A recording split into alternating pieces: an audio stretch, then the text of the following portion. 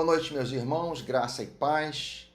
Estamos em um ambiente bem diferente, mas mesmo assim queremos continuar a obra do Senhor. A obra do Senhor não pode parar. Graças a Deus pela tecnologia que nos possibilita nos encontrarmos, louvarmos ao Senhor, exaltarmos o nome. E eu queria convidar você para orarmos juntos. Vamos orar ao Senhor nesta noite. Pai querido, te louvamos, te adoramos, te bendizemos, Papai. Santo, santo, santo és tu, ó Deus. Nosso refúgio e fortaleza, socorro bem presente no momento da angústia. Queremos depositar a nossa confiança em ti nesta noite. Queremos pedir que o Senhor venha aliviar os nossos fardos. Queremos pedir ao Senhor que nesta noite fale aos nossos corações, através dos cânticos que já cantamos, através dos cânticos que vamos cantar e através da tua palavra, que sejamos ministrados, Pai, por ti nesta noite. É nossa oração, em nome de Jesus. Amém.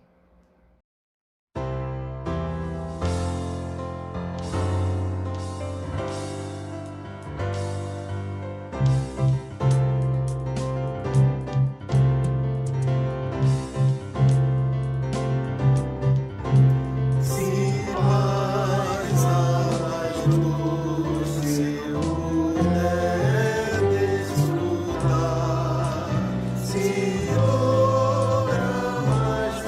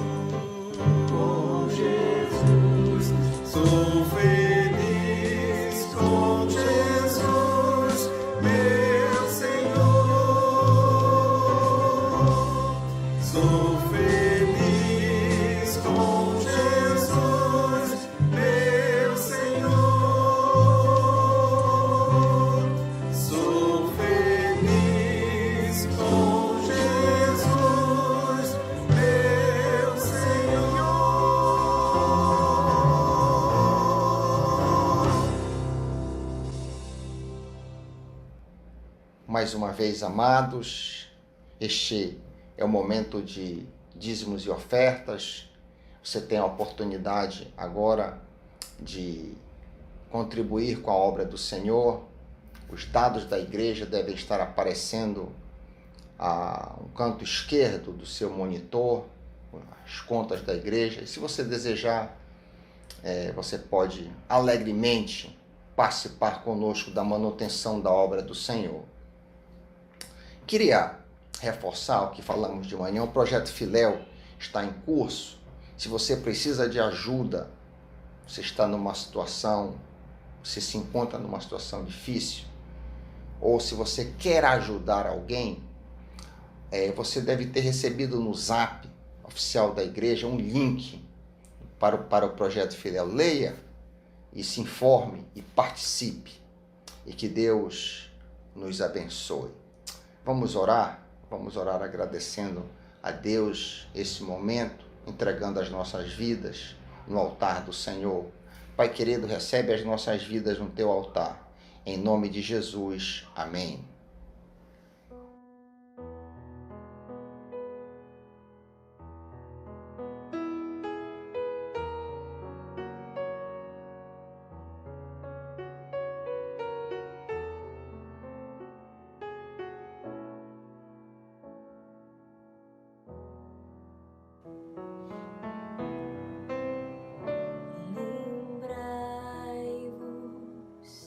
Das maravilhas que o Senhor nos fez e dos juízos de seus lábios e dos prodígios de suas mãos. Lembrai-vos que até aqui Ele nos conduziu, que o seu braço nunca se ausentou, nem nos faltou o seu perdão. Lembrai-vos do que o mundo insiste em suprimir, deliberadamente esquecer, com sua hábil interpretação. Lembrai-vos que a voz de Cristo sempre tem razão, falando à mente e ao coração, quer esperança dar.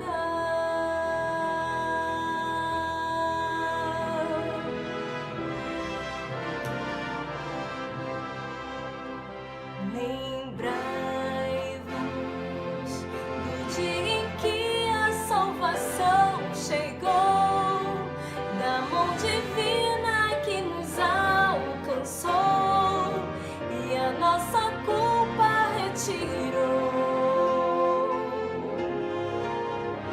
Lembrai-vos que o Evangelho é nossa força, chega ao fim e está na hora de falar. Lembrai-vos que está chegando o dia do Senhor e quem espera nele vai viver, e quem morrer então ressurgirá.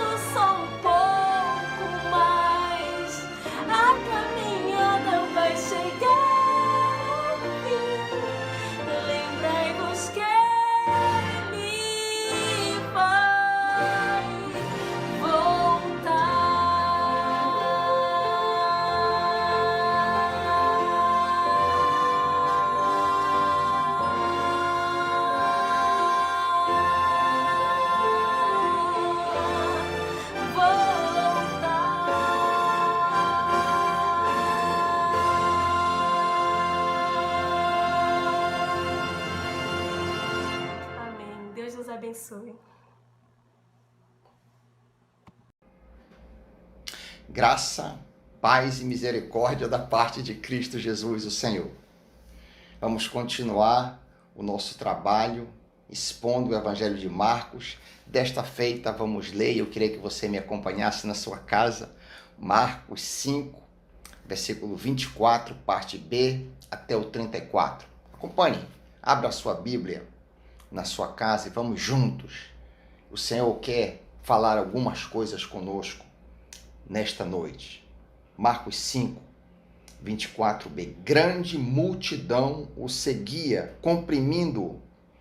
Aconteceu que certa mulher, que havia 12 anos vinha sofrendo de uma hemorragia, e muito padecera a mão de vários médicos, tendo despendido tudo quanto possuía, sem contudo nada aproveitar, antes pelo contrário indo a pior, tendo ouvido a fama de Jesus, vindo por trás dele, por entre a multidão, tocou-lhe a veste, porque dizia: se eu apenas lhe tocar as vestes, ficarei curada. E logo se lhe estancou a hemorragia, e sentiu no corpo estar curada do seu flagelo. Jesus, reconhecendo imediatamente que dele saíra poder, virando-se no meio da multidão, perguntou: quem me tocou as vestes? Responderam-lhe seus discípulos: vês que a multidão te aperta e dizes: quem me tocou? Ele, porém, olhava ao redor para ver aquela que fizera isto. Então a mulher, atemorizada e tremendo, cônscia do que nela se operara, veio, prostrou-se diante dele e declarou-lhe toda a verdade. E ele lhe disse: filha, a tua fé te salvou. Vai-te em paz e fica livre do teu mal. Pai querido, que as palavras dos meus lábios e o meditar do meu coração sejam agradáveis a ti, rocha minha e redentor meu. Você na sua casa diz amém. Querido, esse texto é um texto muito conhecido, mas no qual a gente pode tirar lições. Lemos inicialmente, no versículo 24b, que grande multidão seguia a Cristo Jesus. Imagina a animação, imagina a euforia dessa massa de gente que havia esperado Jesus. Eu não sei se vocês lembram da nossa penúltima exposição, quando falamos que Jesus estava trabalhando várias parábolas com o povo. Lembram que colocaram Jesus em um barco e afastaram um pouquinho da praia para que ele pudesse então ter espaço, porque a multidão, a vasta horda da multidão o comprimia. Jesus então passou ali o dia inteiro ensinando, com certeza comeu com o povo, teve momentos a sós com seus discípulos, nos quais ele explicava para eles particularmente o significado das parábolas, voltava e continuava a ensinar. Enfim, depois de um dia intenso, Jesus então atravessa o mar da Galileia, onde ele acalma uma tempestade. Outros barquinhos vinham, não era apenas o barco de Jesus, mas outros barcos vinham com ele. Ali, quando ele chega do outro lado, ele cura o endemoniado Gerazeno, né? Mas o que eu queria destacar, Lucas 8,40, a passagem paralela faz isso muito bem, é que ao regressar Jesus, a multidão o recebeu com alegria, porque todos estavam lhe esperando. A descrição da pressão do povão sobre Jesus é vívida em Lucas 8,42, onde lemos que enquanto ele ia, enquanto ele caminhava, as multidões o apertavam. Podemos imaginar que havia todo tipo de pessoa em meio à vasta horda que pressionava Jesus. E a mulher hemorrágica estava no meio dessa gigantesca multidão. A mulher é descrita como sofrendo de algum tipo de menstruação crônica. Imagine o sofrimento desta senhora, sangrando ininterruptamente por cerca de 12 anos. Além do enorme sofrimento físico, essa mulher estava cerimonialmente impura e, consequentemente, ela não poderia participar das atividades culticas, ou seja, ela não poderia nem visitar o templo em Jerusalém, nem a sinagoga local em Cafarnaum, onde provavelmente ela morava. Ou seja, essa mulher não tinha vida social. Nós estamos passando por um momento de confinamento social. E você sabe o quão duro é isso. Imagina alguém estar assim, confinada, entre aspas, por não poder interagir com ninguém durante 12 anos.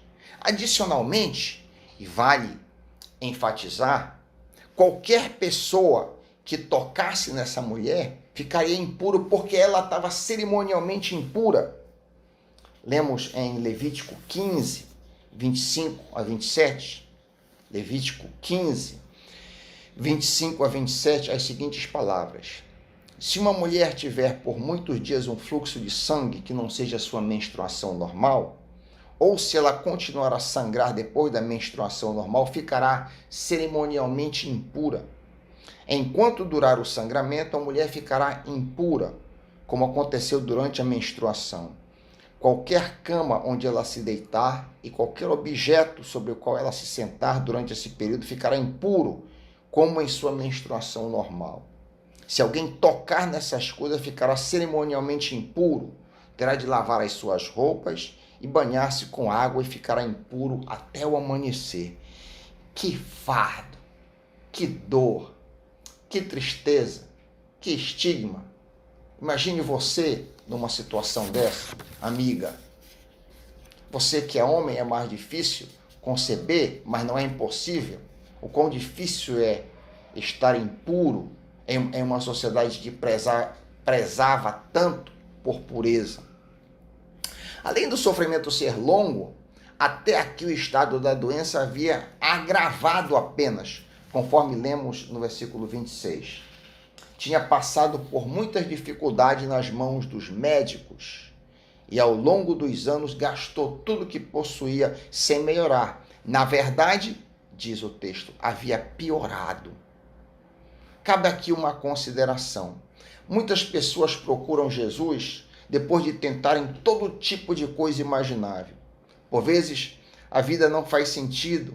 Aí então a pessoa tenta achar significado em coisas materiais, sejam elas boas ou más, sejam elas legítimas ou ilegítimas, sejam elas legais ou ilegais. As pessoas muitas vezes buscam sentido em coisas, buscam sentido em diversões, fama, estudos, drogas, bebida, sexo, trabalho, prazeres, dinheiro, etc. Após anos de busca, o indivíduo descobre que nada tem significado real. Quantas pessoas que são escravas do trabalho e após uma longa carreira de sucesso e fama se encontram vazios e sem sentido. Lembramos do rei Salomão, que teve tudo quanto um homem poderia desejar.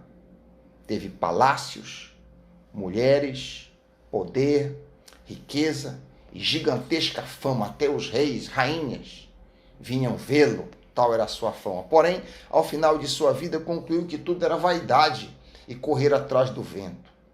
Você que me ouve, querido, querida, você que me ouve hoje à noite, esse sinal chegando na sua casa, cuidado para que você não esteja atrás de coisas que não lhe darão sentido real nesta vida. Persegui-las pode ser um beco sem saída, pode ser um desapontamento, tal qual a mulher hemorrágica que ao longo dos anos gastou tudo o que possuía sem melhorar. Mas graças a Deus que a história não termina aqui. Graças a Deus ela finalmente busca Cristo. Lemos em Marcos 5:27. Tendo ouvido falar de Jesus, aproximou-se por trás dele no meio da multidão e tocou em seu manto, pois pensava, se eu apenas tocar em seu manto, serei curada. No mesmo instante, a hemorragia parou e ela sentiu em seu corpo que tinha sido curada de sua enfermidade. Observe que a fé desta mulher é um tanto supersticiosa. Ela acha que Jesus tem poderes mágicos que exalam de suas roupas. Daí, meramente tocando o manto do mestre, ela ficará sã. Vemos aqui que alguém pode ter uma fé um tanto imperfeita, mesmo assim ser abençoado. Você não será curado de sua falta de paz, de sua solidão, de sua perdição, quando entender perfeitamente todas as doutrinas bíblicas. Não. Basta um pequeno passo de fé, um imperfeito passo de fé, para que você obtenha paz no coração. Não é o quanto você sabe de doutrina, não. É depositar confiança em Jesus, embora você seja imperfeito no seu entendimento. O que envolve um pequeno passo de fé, talvez você me pergunte. Eu não sou cristão, eu não sou crente, e gostaria de dar um pequeno passo de fé. O que envolve isso? Duas coisas. Você necessita se arrepender de seus pecados e receber a Cristo como seu Salvador. Uma outra coisa que chama a atenção é a humildade desta senhora. Ela sabe que é indigna, ela sabe que está cerimonialmente impura, ela sabe que nada merece do mestre e, portanto, se oculta, se esconde ao procurá-lo. O poder de Jesus está sempre disponível ao humilde. Nosso orgulho é a maior barreira entre nós e Deus. A Bíblia ensina em Tiago 4,6: Deus resiste aos soberbos, mas dá graça aos humildes. Esta humilde mulher recebeu uma graça sem tamanho, a cura do seu sofrimento. Um detalhe que se deve notar nas curas de Jesus e dos apóstolos é que todas elas são imediatas. Elas são curas instantâneas. Não existe um único exemplo de cura que levou um dia para acontecer, uma semana ou um mês. Não. Existe o caso único do cego de Betsaida, Marcos 8, 22 a 25, que Jesus orou 2 vezes por ele, porque inicialmente ele via as pessoas como árvore. Mesmo nesse único caso de dupla oração, a cura aconteceu naquela mesma ocasião. Há casos de pastores que alegam que curam as pessoas, mas as pessoas devem ir para casa e receber a sua cura em casa. Um outro caso que eu vi no YouTube de um pastor que dizia que o crente tem que manter a cura. O crente seria curado e aí então a fé dele tinha que ser viva, porque senão a cura podia se desfazer. Meu querido, não se deixe enganar. Não existe precedente algum para esse tipo de evento, para esse tipo de, entre aspas, cura. Prosseguindo no texto, Marcos 5:30. Jesus imediatamente percebeu que dele havia saído o poder. Por isso virou-se para a multidão e perguntou: quem me tocou? Observe que o poder de Jesus é liberado instantaneamente. No meio daquele empurra, alguém tocou no mestre de forma diferenciada. Vale repetir que no meio do esfrega, pois as multidões o apertavam pelas ruas de Cafarnaum rumo à casa de Jairo. Lembram? Esse é o contexto. Jesus havia sido interpelado por Jairo, o líder da sinagoga, e ele ia na direção da casa de Jairo quando essa mulher enferma o tocou. Mas ali ela o tocou de uma maneira especial. Alguém em meio ao povão achava que Jesus tinha solução para o seu problema. É possível que houvesse outros doentes em meio àquelas multidões, mas não tiveram fé, não apostaram, não creram em Jesus e por isso permaneceram doentes. Aquela mulher estava desesperada. Aquela mulher estava desesperadamente buscando Jesus e seu desespero e confiança resultou na cura que ela procurava. Você que me ouve, você procura algo desesperadamente? Como já falamos acima, o mundão procura riquezas, fama, prazeres. As pessoas desesperadamente buscam coisas. A Bíblia nos ensina a buscar a cura de nossas almas. Isto mesmo. A Bíblia nos ensina a buscar a cura interior, a buscar o reino de Deus, cujo conteúdo não é comida nem bebida, não é coisas materiais, mas sim santidade, paz e alegria no Espírito Santo. Devemos desesperadamente buscar essas coisas lá do alto, onde Cristo habita. Aquilo que desesperadamente procuramos não apenas nos afeta a nós, mas afeta os nossos filhos também. Pais que vivem principalmente para as coisas deste mundo influenciam seus filhos a terem a mesma postura. Nossos filhos estão consciente ou inconscientemente absorvendo os nossos valores. que tenhamos mais preocupação com as coisas do alto do que com as coisas desse mundo. Se os nossos filhos nos virem buscando desesperadamente a Deus, eles no futuro farão a mesma coisa. Recebe essa palavra para o teu coração. Se os teus filhos, se ao invés de tu seres, por exemplo, um workaholic, uma pessoa que trabalha sem parar, se tu buscares as coisas do alto em primeiro lugar, o teu filho não vai ser um workaholic. Ele vai buscar também as coisas do alto em primeiro lugar. Uma questão que nos salta aos olhos neste texto é a pergunta que Jesus faz. Notou? Quem me tocou? Quem me tocou? Perguntamos, Jesus não sabia quem havia tocado nele? É claro que sim. O Novo Testamento apresenta o Cristo sabendo tudo o que se passa no interior do coração humano. Vários exemplos poderiam ser dados. Marcos 2, 5 a 8, a cura do paralítico. Lembra daquele paralítico que foi trazido na maca por 4 homens? E como havia muita gente, então na casa eles subiram até o teto e baixaram. Um episódio muito conhecido. Olha o que a gente aprende sobre o conhecimento, a onisciência do Senhor Jesus. Jesus, vendo a fé deles, Marcos 2, 5 a 8, disse ao paralítico: filho, perdoados estão os teus pecados.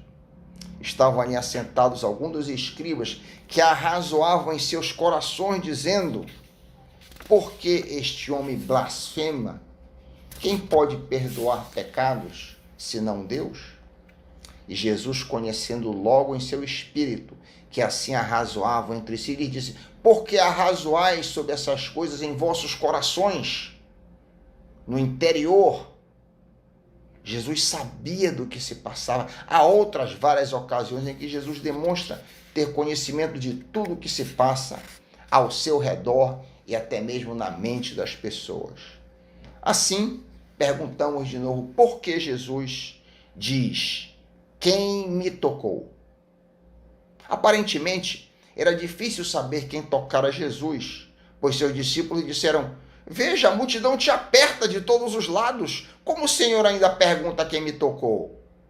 Cristo ignora completamente o que seus discípulos disseram, como lemos no versículo 32. Jesus, porém, continuou a olhar ao redor para ver quem havia feito aquilo. O motivo da pergunta que Jesus fez é que ele queria que a mulher se identificasse e desse testemunho do milagre. Fazendo assim, esse milagre faria com que as multidões vissem quem Cristo apelava ou dizia ser, o Filho de Deus. E também, importante, fortaleceria a fé da mulher. Vemos aqui a suma importância de testemunharmos de Jesus, a fim de exaltá-lo onde quer que formos. Jesus não tem agente secreto. Jesus não tem agente 007. A grande comissão, por exemplo, em Mateus 28, faz de todos nós testemunhas de Jesus.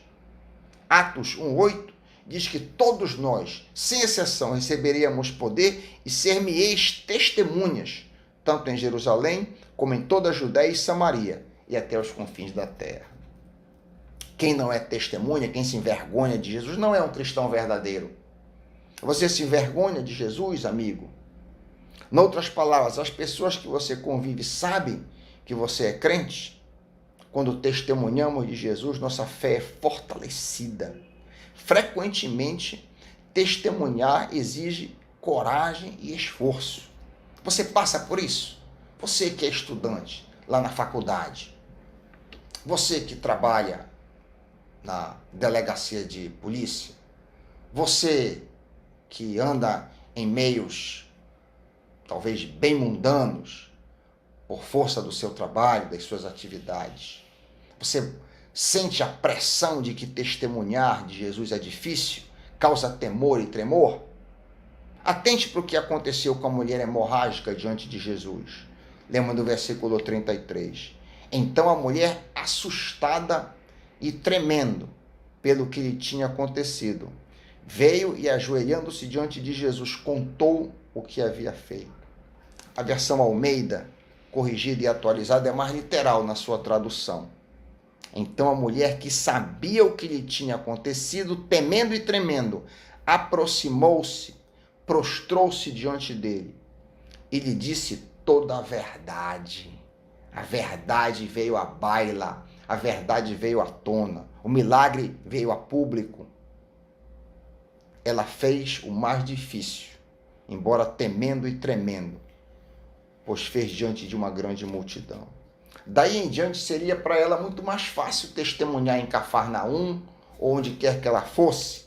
Ela havia transposto o obstáculo maior. A conclusão do nosso texto é muito encorajadora. Lemos em Marcos 5,34. E ele lhe disse: filha, a tua fé te salvou. Vai-te em paz, fica livre do teu mal. Em primeiro lugar, note o carinho que Jesus teve para com essa mulher. Ela estava aflita, temendo e tremendo, mas ele disse filha.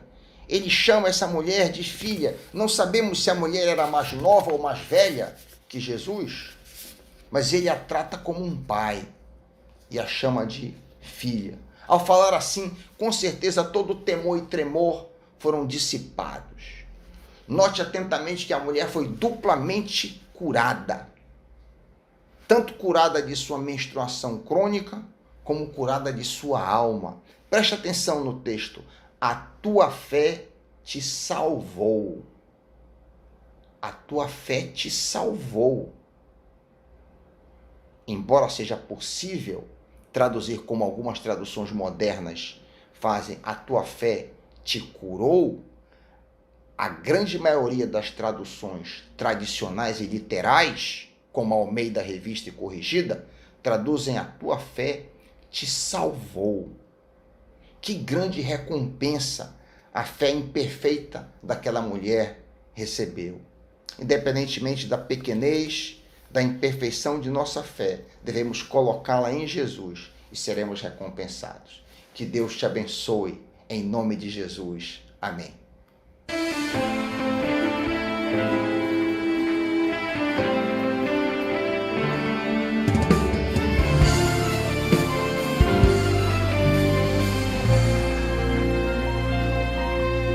Senhor, eu preciso aprender a confiar.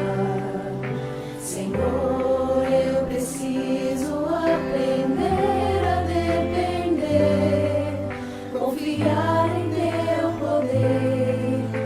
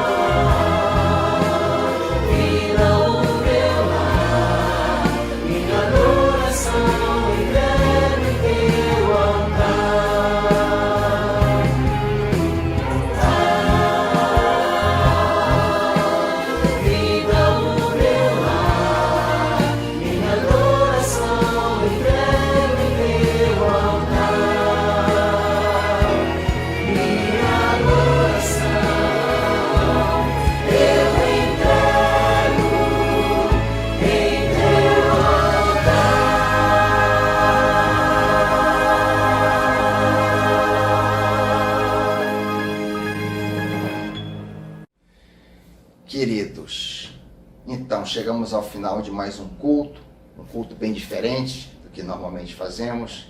Queremos desejar a você uma excelente semana, que você seja cheio da graça, do amor, que você receba a misericórdia do Senhor durante esta semana, que Deus te abençoe. Apesar do lockdown, nós continuamos com as nossas atividades. Oremos uns pelos outros e assim encorajemos-nos mutuamente, como diz a palavra do Senhor.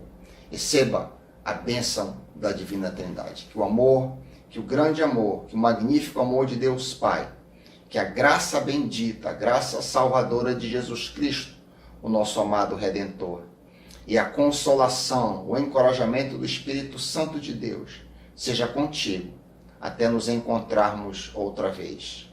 Amém.